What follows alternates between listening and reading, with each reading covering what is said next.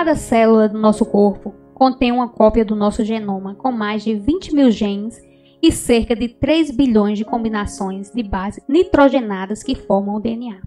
O DNA consiste em duas faixas torcidas em uma dupla hélice, que se unem por pares de bases, como, por exemplo, guanina com a citosina.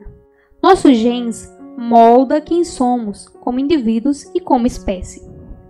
Também, os genes afetam profundamente a nossa saúde.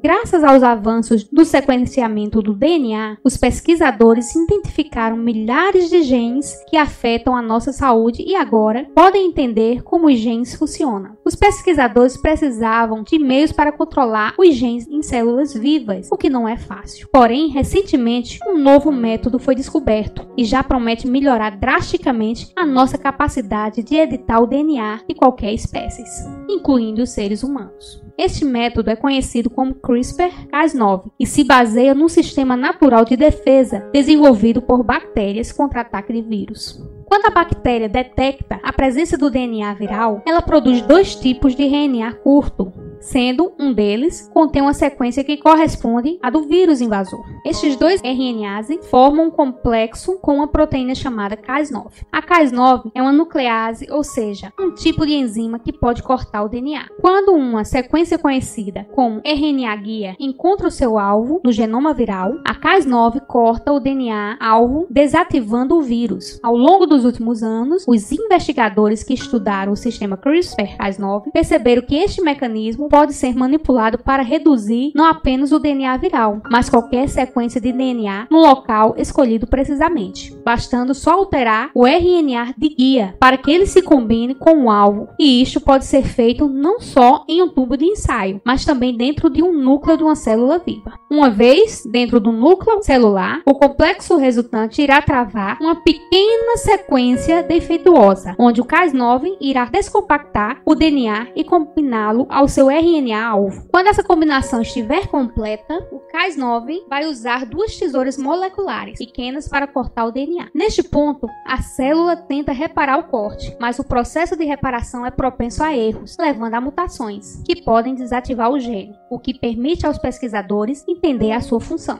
As mutações são aleatórias, mas às vezes os pesquisadores precisam ser mais precisos, como por exemplo, ter que substituir um gene mutante por uma cópia saudável. Isto pode ser feito através da adição de um outro pedaço de DNA que transporta a sequência desejada. Uma vez que o sistema CRISPR-Cas9 tiver feito o corte, esse molde de DNA pode emparelhar-se com as extremidades cortadas, recombinando e substituindo a sequência original por uma versão saudável. Tudo isto pode ser feito em cultura de células, incluindo células-troncos, que podem dar origem a muitos tipos de células diferentes. Isso também pode ser feito em óvulo fertilizado, permitindo a criação de animais transgênicos com mutações-alvo.